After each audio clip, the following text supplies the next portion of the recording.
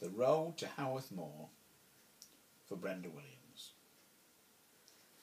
The dawn cracked with ice, with fire grumbling in the grate, with ire in the homes we had left, but still somehow we made a nook in the crooked corner of Hallings, a Wordsworthian dream, with sheep nibbling by every crumbling dry stone wall, smoke inching from the chimney pot beside the turning lane, the packhorse road with every stone intact that bound the corner tight, then up and off to Thurstonland, past the weathered walls of the abandoned quarry, beyond Ing's farm where Rover ran his furious challenge to our call. We had little, so little it might have been nothing at all. The few hundred books we'd brought, and furniture bought at auction in the town, leftovers knocked down to the few pounds we had between us, dumped outside the red front door by the carrier's cart, stared at by the neighbours constantly grimacing through the grimy nets of the weaver's cottage windows, baffled as to who we were and how and why we'd come there. I never gave it a thought. Perhaps I should have, but with the sense of poet in my soul, a book to read and one to write, night walks in the valley's hyaline air, through brambled woods and on down tracks we trekked along, until the sharp sneck of dawn drew us back to the one-up, one-down cottage on the lumbering hill. Was it folly, chance, or madness, another's or our own, drove us from Leeds, our native home, past shadows darker than death itself upon the bedroom wall at Rawdon in the bungalow by the crossroads where we met.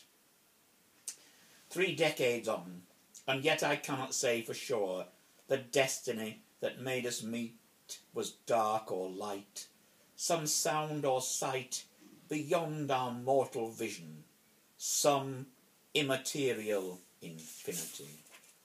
A double helix on the heels of both that made my south your north and jerked the compass till we knew not day from night nor wrong from right.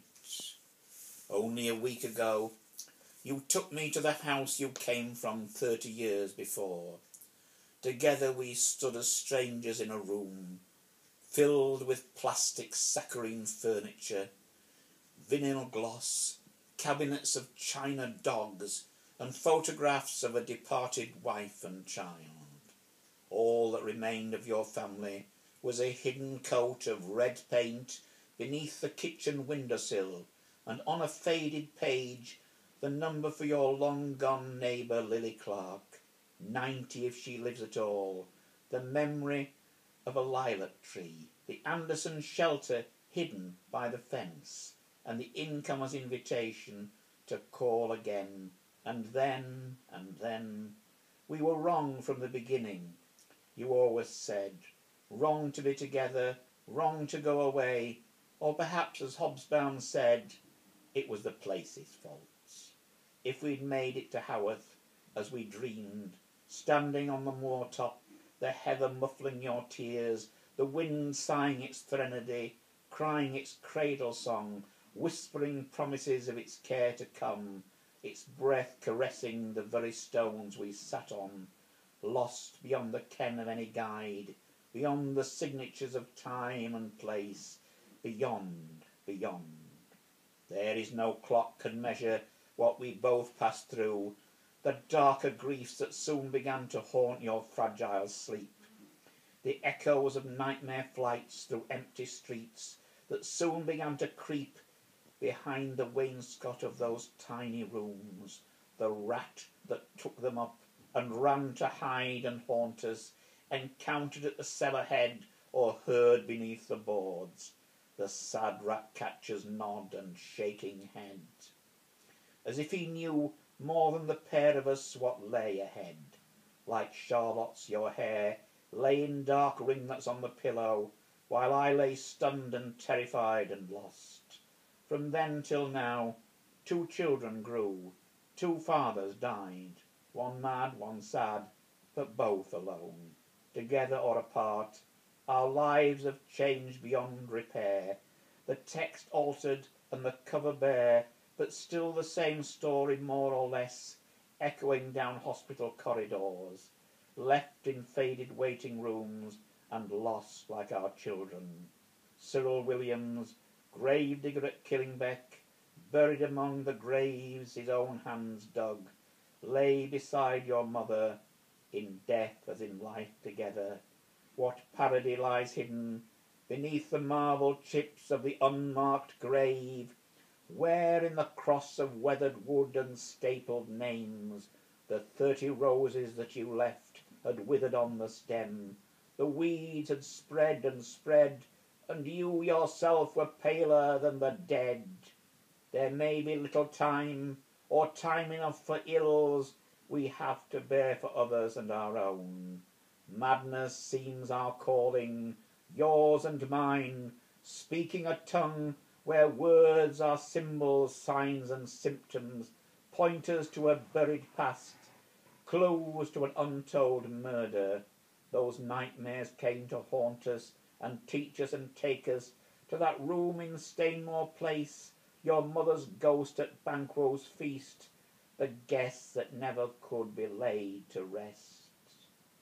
One stifling July day, 30 years on, we returned to Homley, where the hamlet snagged on the hillside, fattened now and hollow and grown grey with money and success. One cottage joined on to the next, the common land fenced off, the nearby chapel turned to a desirable residence, the tombstones garden ornaments, the heart of Halling's mill crumpled under mechanical hammers and reeled before our eyes, dust rising to powder the wings of passing butterflies. We watched the white glazed inner walls sink in shame to shattered heaps of stone and shards of nothingness. I never thought it would be the experience it was. How could anything be more banal than a visit to Oaks? 22 Georgian semis from the 60s, brass coach lamps by glass front doors, irreproachable gardens, the estate lodge's great oak doors opening to vistas of street on street. The fields and cattle gone, we peered through the polished windows at the hearth we'd sat around, our hearts numb, but then a quiet came we had not felt for years. A lens of silence enclosed us. A single leaf fell at my feet. The rat we tried to frighten, trap or poison saw us off instead. It seemed as if it grew beneath our very skins and circled with our blood and hammered at our heads and leered from specks of fluff beneath the bed. The wainscot was the worst. It seemed no whitewashed wall was free from cavities that wound behind and joined another maze of runs that opened to the boards of yet another floor, until the tiny house had grown to one great rat run, vaster than the universe, where that single rodent gnawed and slithered to unsettle finally our fragile peace. I did not want to go. You did. I could not stay alone. It was the whispers said and never ceased, the beginning of the end. Now 30-odd years on, I do not know at all. No certainty is certain. No narrative, however neat, is sure. I know how listlessly we tried again in Leeds, a tiny flat with a white telephone that never rang, next to the Christian Science Church my saddened grandmother trekked to with her cancer-ridden spine. It was doomed from the start. The previous tenants had ended in divorce. If the certain salesman and his gleaming bride had failed to make it, how could we? Our moves from Huddersfield and back became more frantic and our peace more fragile. You always felt lonely in the countryside, while in Leeds I long for open vistas, cloud masses over the blue chains of hills, the silence of the lanes, the sheep bells and the endless walks. Was I in flight?